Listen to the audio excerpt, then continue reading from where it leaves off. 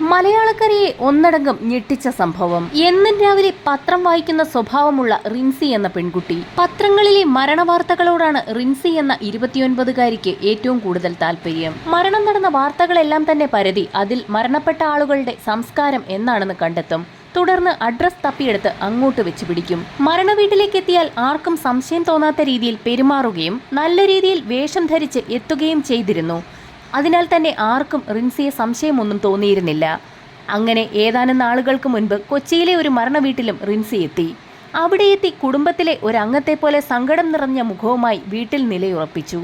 തുടർന്ന് മൃതദേഹം വീടിനകത്തേക്ക് കൊണ്ടുപോകുന്ന സമയത്ത് ആൾക്കൂട്ടത്തോടൊപ്പം റിൻസിയും വീടിനകത്തേക്ക് കയറി പറ്റുകയായിരുന്നു.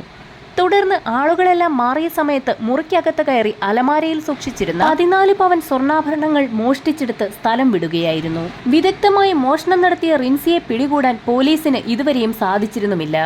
അതുകൊണ്ട് തന്നെ റിൻസി സ്വർണമെല്ലാം കൊല്ലത്തെ ഒരു ജ്വല്ലറിയിൽ പോയി വിൽക്കുകയും ചെയ്തിരുന്നു. എന്നാൽ തന്റെ തൊഴിലിനോടുള്ള അടങ്ങാത്ത ആത്മാർത്ഥത കൊണ്ട് ഏതാനും നാളുകൾക്ക് മുൻപ് വീണ്ടും പെരുമ്പാവൂരിലെ ഒരു മരണവീട്ടിലേക്ക് റിൻസി എത്തി. അവിടെയും ഇതുപോലെ മൃതദേഹം പള്ളിയിലേക്ക് കൊണ്ടുപോയ സമയത്ത് വീടിനകത്ത് കയറിപ്പറ്റി കട്ടിലിനടിയിൽ സൂക്ഷിച്ചിരുന്ന ബാഗ് എടുത്ത് മുങ്ങുകയായിരുന്നു. എന്നാൽ അവിടെ റിൻസിക്ക് പണിപാളി. വീട്ടിൽ നിന്നും ബാഗ് എടുത്ത് തിരിച്ചു പോകുന്ന റിൻസിയുടെ മുഖം ആ വീട്ടിലെ CCTVയിൽ പതിയുകയായിരുന്നു. അവിടെ നിന്ന് 45 ഗ്രാം സ്വർണവും 90 കുവൈറ്റ് ദിനാറുമാണ് മോഷണം പോയിരുന്നത്. മോഷണം നടത്തിയ ഉടൻ തന്നെ ഓട്ടോറിക്ഷയിൽ കയറി രക്ഷപ്പെടുന്ന ദൃശ്യങ്ങളും പോലീസിന് ലഭിച്ചു. പിന്നീട് ശാസ്ത്രീയമായ അന്വേഷണത്തിനൊടുവിൽ വൈറ്റിലയിൽ നിന്നും പോലീസ് ഇവരെ പിടികൂടുകയും ചെയ്തു. തുടർന്നാണ് ഇതേ തരത്തിലുള്ള വേറെയും മോഷണങ്ങൾ നടത്തിയിട്ടുണ്ടോ എന്ന് പോലീസ് പരിശോധിച്ചു വരുന്നത്. അങ്ങനെയാണ് എളമക്കരയിലെ മരണവീട്ടിൽ നടന്ന മോഷണവും തെളിയുന്നത്.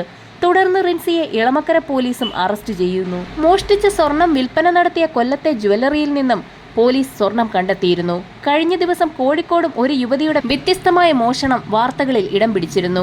രാത്രിയിൽ ശുചിമുറി ഉപയോഗിക്കാൻ അനുവദിക്കണമെന്നാവശ്യപ്പെട്ട് വീട്ടിലെത്തി കവർച്ച നടത്തിയ തിരുവനന്തപുരം സ്വദേശിനിയായ സോഫിയ ഖാൻ എന്ന യുവതിയാണ് പോലീസ് പിടിയിലായത്. വീട്ടിലെത്തി ബാത്റൂമിൽ പോകണമെന്ന് ആവശ്യപ്പെടുകയും ശുചിമുറി കാണിച്ചു കൊടുത്തപ്പോൾ ഒറ്റയ്ക്ക് പോകാൻ പേടിയാണെന്നും കൂട്ടുവരുമോ എന്നും വീട്ടമ്മയോട് ചോദിക്കുകയായിരുന്നു. തുടർന്ന് ശുചിമുറിക്കകത്ത് കയറിയ യുവതി പിന്നീട് വാതിൽ തുറന്ന് പുറത്തേക്കെത്തിയത് ഒരു കത്തിയുമായിട്ടായിരുന്നു. തുടർന്ന് വീട്ടമ്മയെ കത്തികാട്ടി ഭീഷണിപ്പെടുത്തി കഴുത്തിൽ കിടന്ന മാല പൊട്ടിച്ചെടുക്കുകയായിരുന്നു. എന്നാൽ വീട്ടമ്മ ബഹളം വെച്ച് ആളെ കൂട്ടിയതിനാൽ യുവതി ജീവനും കൊണ്ട് ഓടി രക്ഷപ്പെടുകയായിരുന്നു. പിന്നീട് CCTVകൾ കേന്ദ്രീകരിച്ച് നടത്തിയ അന്വേഷണത്തിനൊടുവിലാണ് പോലീസ് ഇവരെ പിടികൂടുന്നത്. ഇത്തരത്തിലുള്ളവരെ സൂക്ഷിക്കണമെന്ന് പോലീസ് മുന്നറിയിപ്പ് നൽകി.